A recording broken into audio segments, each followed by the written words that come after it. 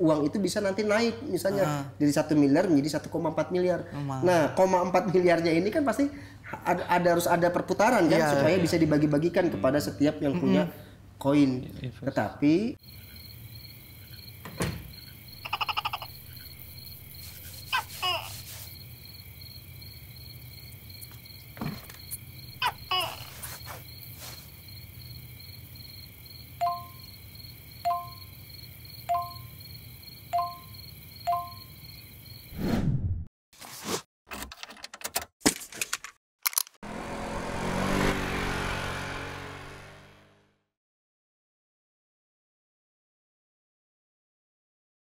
Nama saya Mufti Firmansyah. Boleh selanjutnya? Assalamualaikum, nama saya Isra Kawin Muhammad. Oke. Assalamualaikum, nama aku Muhammad Rahman Tasya.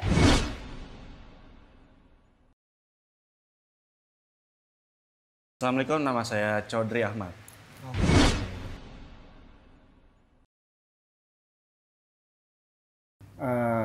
Cryptocurrency atau salah satunya termasuk Bitcoin kan tidak memiliki Perputarannya itu apa nggak jelas.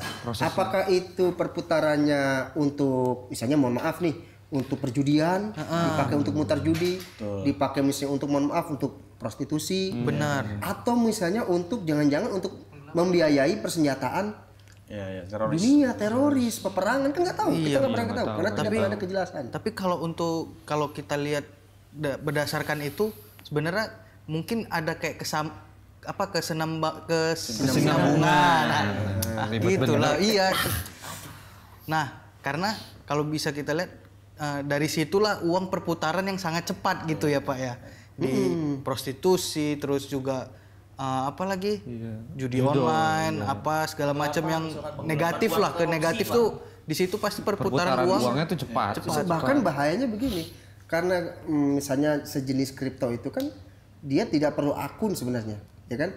Hanya menghafal beberapa digit nomor ya sebagai pemilik akun dan bisa diakses dimanapun dia berada. Artinya apa? Misalnya, mohon maaf nih, kalau ada korupsi itu dia ingin cuci uangnya paling mudah sekarang itu di mana? Di kripto lah. Iya. Beli itu koin-koin digali kan, tambangnya digali itu. Nah, kemudian uang itu masukkan situ, siapa yang bisa ambil? Pemerintah pun tidak akan bisa ngambil. Benar. Kalau si yang punya akun itu tidak membuka akunnya. Sedangkan untuk membuka akunnya hanya menghafal saja di otak beberapa angka kan. Nah, dan dia bisa bawa itu ke luar negeri tanpa ada batasannya.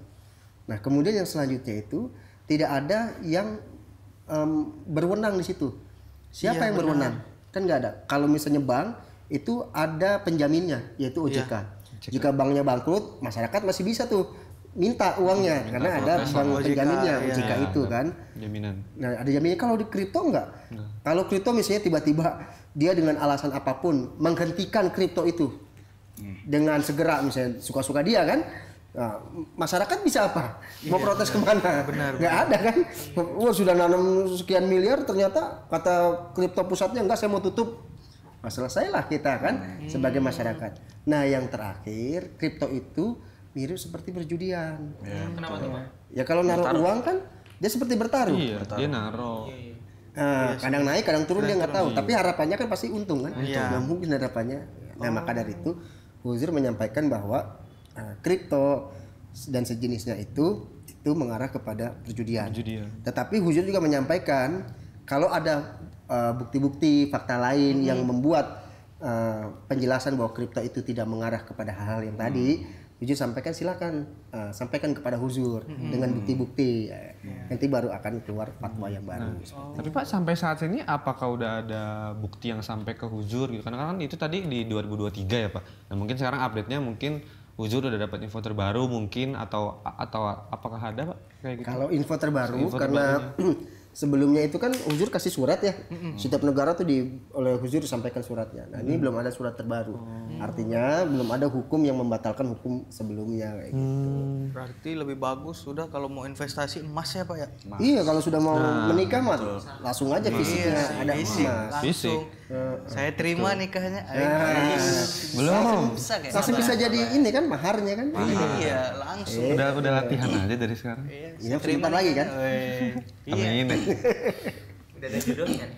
Iya, begitulah. Tapi juga ingat ya, kita kalau misalnya nyimpan uang tuh kadang-kadang banyak yang suka tertarik ini kasih teman-temannya kayak judul-judul. Ada nggak punya kawan yang Banyak Pak di dunia pekerjaan. Saya diem aja lah, Pak. Kenapa diam? Ya diem aja, Pak. Mau diem aku. Nah, maka kita sebagai yang masih hudam nih jangan sampai terlibat salah satu di antara itu ya. Berarti sebagai hudam itu harus menggunakan teknologi dengan baik. Nah, dengan bijak. baik. Betul, dengan bijak. Tulis. Makanya tadi yang saya sampaikan ya kan, mana fi'ul linnas, ada kebermanfaatan bagi manusia. Jadi kalau misalnya tidak ada kebaikan dan ketakwaan, ya udah tinggalkan aja ya, ranah itu. Karena itu adalah ranah setan. Memang di dalam Al-Qur'an juga dijelaskan bahwa setan itu salah satunya adalah suka menyampaikan yang indah-indah di telinga kita itu. Jadi Nanti kayak malam kita jauhkan dari kita lah ya, jadi gitu-gitu. betul. Kalau saya sendiri ya jujur, saya nggak pernah tuh yang namanya ikut-ikut kayak gitu-gituan.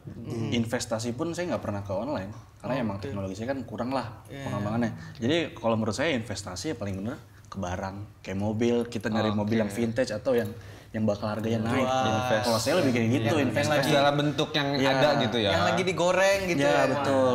Lagian juga kalau online juga banyak teman saya yang kena scam duitnya hilang tiba-tiba ya karena itu yang lebih merugi juga. Banyak teman saya yang kayak gitu. Nah, dari kalau misalkan kita balik lagi ke ini metode pembayaran itu, Pak. Kalau misalkan cashless ini itu dari dalam Islam itu gimana sih, Pak? Ada nggak apa sih kaidah ya? Apa bilangnya? Fikihnya dalam fikihnya. soal pembayaran uang yang cashless digital. Karena yang saya tahu kan harus ada fisik ya. Apa kayak dulu kan kalau misalkan barter gitu kan, itu kan barang. Nah kalau sekarang kan nggak ada nih, nggak kelihatan tapi bentuknya digital gitu. Bentuk digital gitu, gimana Pak? Ya memang berkaitan dengan teknologi ini berkembang gitu kan, ilmu fikihnya tuh berkembang. Yang tadinya semua dilakukan di depan mata gitu kan, itu kemudian di akhir zaman ini semuanya bisa dilakukan tanpa kita bertemu, tanpa melihat. Dan itu sebenarnya sudah dinubuatkan oleh hadrat Rasulullah SAW. Bahwa nanti kata beliau, tanda-tanda akhir zaman salah satunya itu pasar-pasar akan menjadi sepi. Sampai sekarang iya. Semua tutup kan. Gara-gara ini e-commerce. Nah, e-commerce betul. Semua online juga sekarang. Semua online sekarang. Udah datang. Iya benar. Iya. COD kita. Nah itu makanya itu sebenarnya salah satu sebagai tanda ya kebenaran daripada hadrat Rasulullah SAW. Kan sekarang kita generasi yang melihat begitu banyak nubuatan yang tergenapi dari hadrat Rasulullah SAW. Salah satunya berkaitan dengan itu. Nah lalu bagaimana hukum fikihnya? Hukum fikihnya tadi kembali lagi kepada kaidah yang saya sampaikan ya. Mana fi'u linnas ya. Jika itu ada kebermanfaatan kepada manusia, maka itu diizinkan. Maka syaratnya harus ada bentuk keadilan di situ. Tidak boleh ada tipu menipu. Iya, benar. Jadi dibikin satu sistem untuk tipu menipu nggak boleh, ya. Walaupun menggunakan teknologi, tapi di situ harus ada keadilan, ada juga kebermanfaatannya bagi manusia.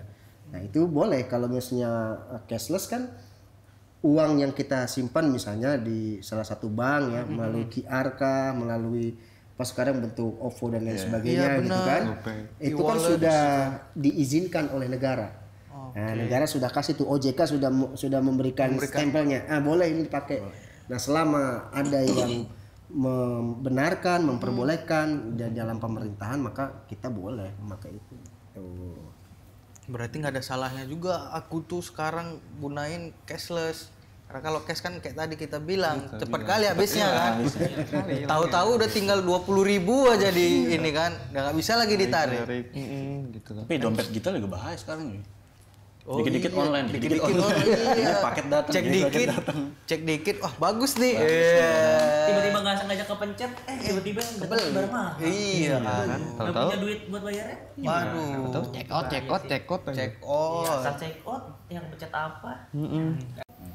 Tapi semua itu kan plus minus. Iya benar. Plusnya plus minus. jadi produsen setiap perusahaan itu yang menciptakan barang itu justru lebih gampang menyalurkan ke orang-orang. Jadi Iya, ke konsumen itu lebih lebih cepat cepat. dibanding dengan perantara kan kadang digoreng tuh harganya kan Iya, kalau benar. lewat perantara. Nah, kalau sekarang kan naik produsen itu bisa langsung dikirim ke konsumennya. Konsumen, Jadi nggak perlu iya, perantara. benar. Ya minusnya jadinya ya gitu perang harga antara produsen ini dengan produsen ini. Betul. Dari pasar offline-nya juga kan jadi ini kena Keganggu, juga keganggu iya. juga gitu loh. Kalau gade Pak, Ah, gade itu. nah itu tuh boleh nggak Pak? Gadai online. Enggak. Nggak. Gadai offline. Pergadaian kayak Pergadaian, ya pergadaian. itu. Ya gade. Sekolahan, sekolahin. Sekolah istilahnya sekolah kalau anak zaman sekarang Pak.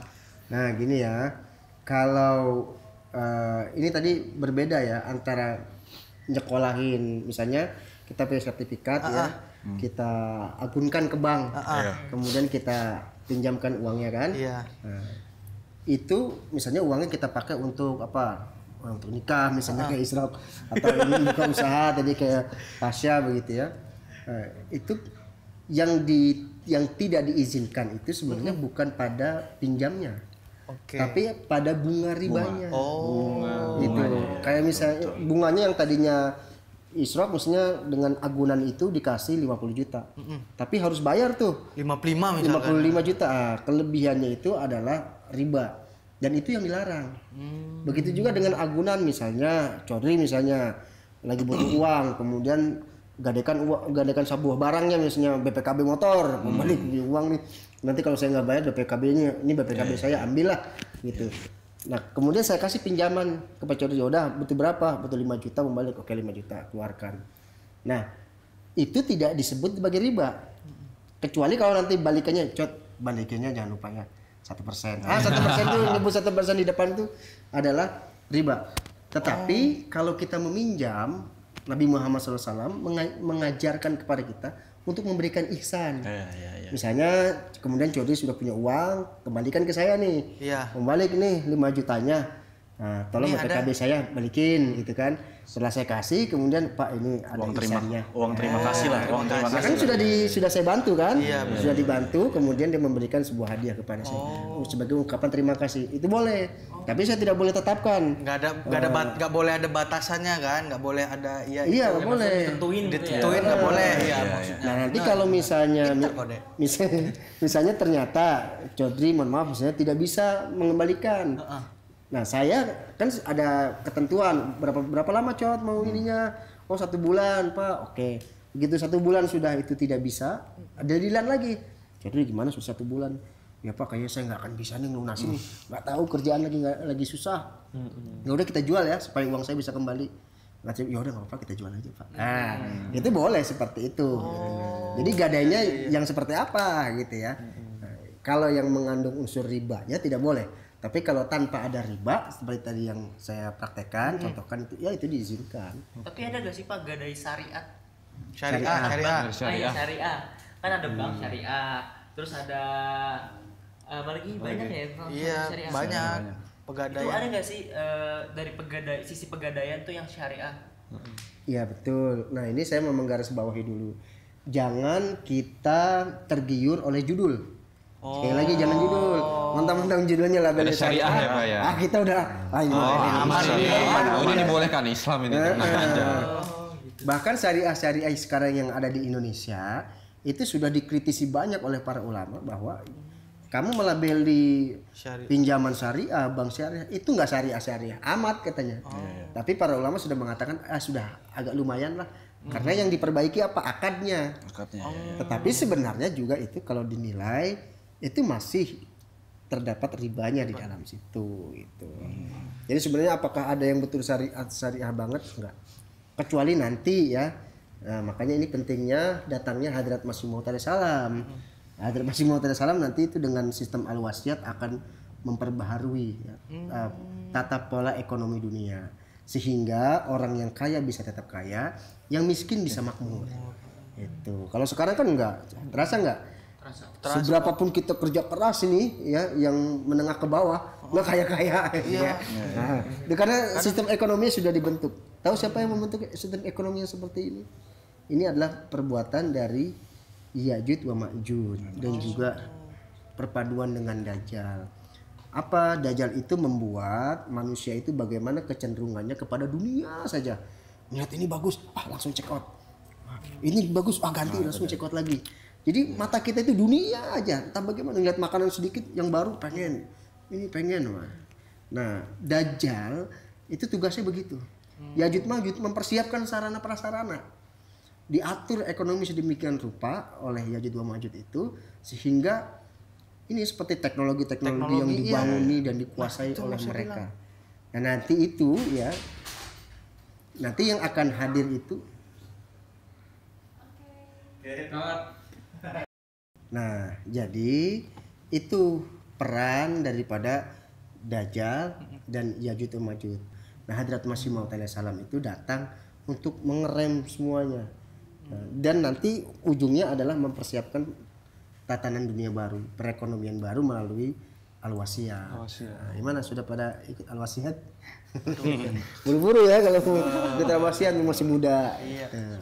Bagus. Ngomongin zaman sekarang sama zaman dulu. Zaman dulu kita kan HP masih SMP SMA tuh HP masih ya online masih seberapa lah. Contohnya kayak sekarang zaman makin tinggi judi online di mana-mana. Gue mau nanya sama Pasya nih. Apa tuh? Zaman sekarang anak-anak SMA gitu pada main judi gak sih? Ada gak teman Pasya yang kayak gitu-gitu? Oke, jadi di sini sebenarnya ada beberapa Kayaknya hangat banget ya pembahasan. Hangat. ya menurut saya nih mereka tuh berjudi tapi dengan dalih itu game doang gitu.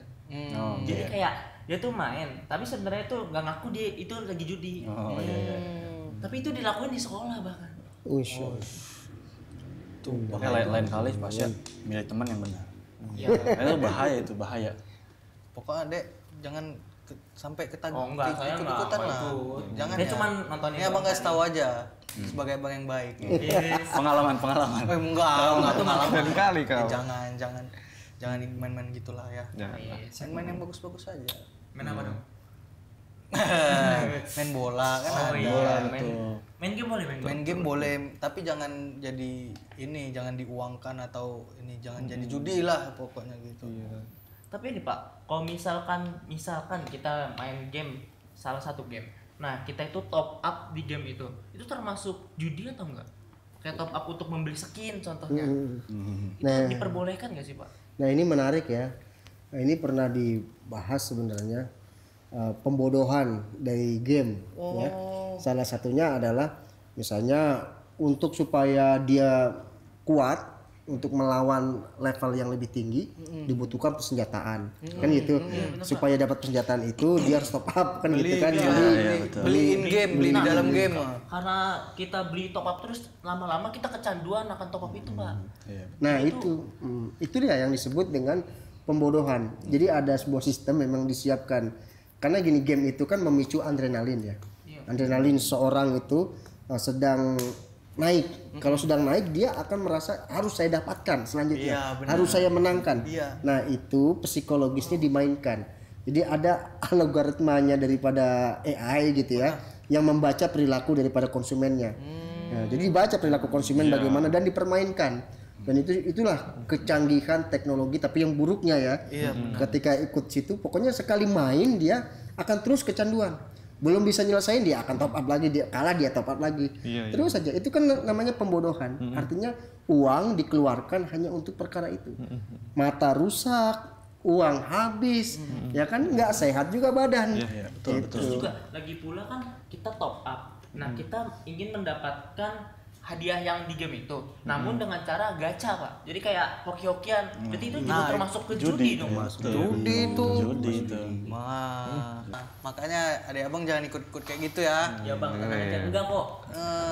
Jangan main-main judi-judi gitu. Abang kali mantep deh. Iya. Ini Pak, saya tertarik sama yang tadi yang sempat Bapak bilang soal algoritma tuh. Tadi baik lagi ke pembahasan kita ya, menurut perkembangan teknologi yang sekarang pesat.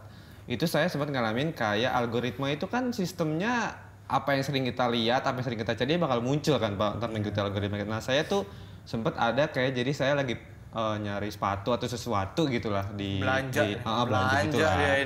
Terus itu tuh algoritmanya ketika saya lagi buka aplikasi kayak WhatsApp mungkin terus Instagram itu tuh iklannya tuh selalu kayak sama gitu semuanya gitu. Kayak apa yang lu cari gitu kan. Gitu loh. Ada Algoritmanya gitu loh. Bisa berputar secepat itu gitu loh maksudnya.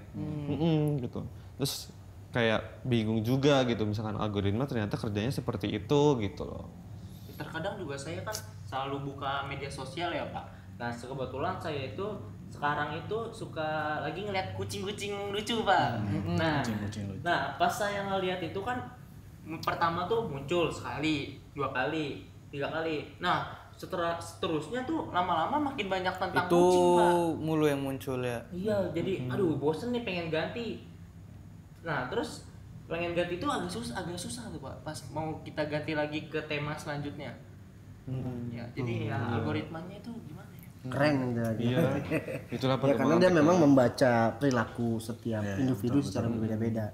Itu makanya teknologi AI ya yang berkaitan dengan membaca kebiasaan konsumennya, Pengguna lah penggunanya. teknologi. Itu makanya yang mereka sebut itu tepat pada sasaran. Jadi mengiklan tepat pada sasaran sesuai dengan keinginan kita.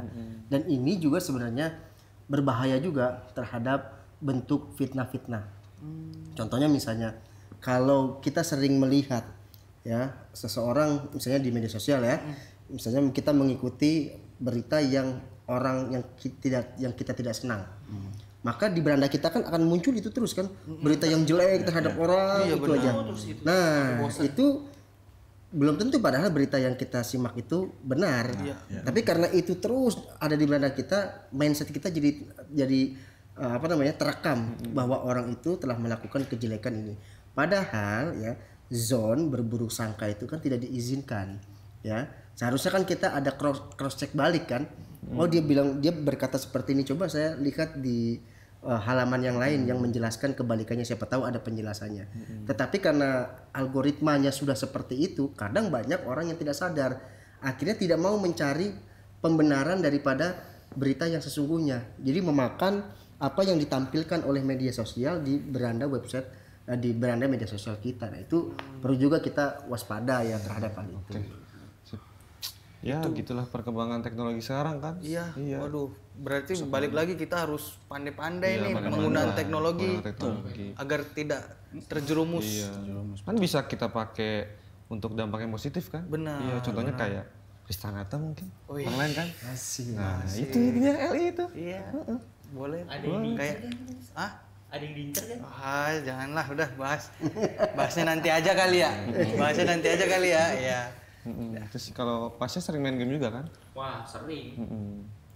Sering ngobrol juga kan, kalau di game tuh ada fitur ini kan sekarang Ya, voice segala macam. Ada, jadi setiap kita main game itu sama kayak sambil teleponan. Jadi voice chat di game itu ibaratkan telepon zaman dulu lah. Jadi kita tuh gak perlu lagi tuh aplikasi yang berbeda. Jadi di dalam satu aplikasi itu udah include permainan, voice sama chat. Itu udah semua tuh udah include di dalam. Berarti Oke deh. dengan ada teknologi sekarang gampang dong untuk Kristanata ya. Iya kan? Gampang ya. Mantap. Tahu nggak Kristanata kita sudah punya webnya? Woi, Oh iya, udah pada ngisi belum? Iya. Belum siap.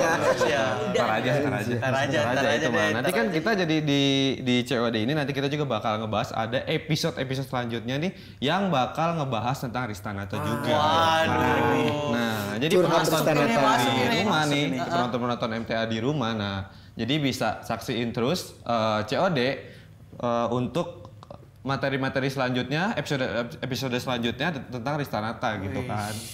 Oke.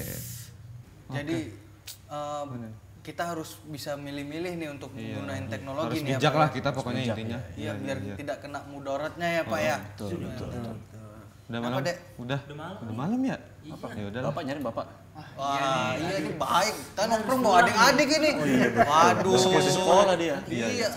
Oke, udah ya kita closing aja. Oke, terima kasih pemirsa MTA di rumah telah menyaksikan program COD di sini. Sampai jumpa di episode COD selanjutnya. Assalamualaikum warahmatullahi wabarakatuh. Gimana tadi? Udah malam balik.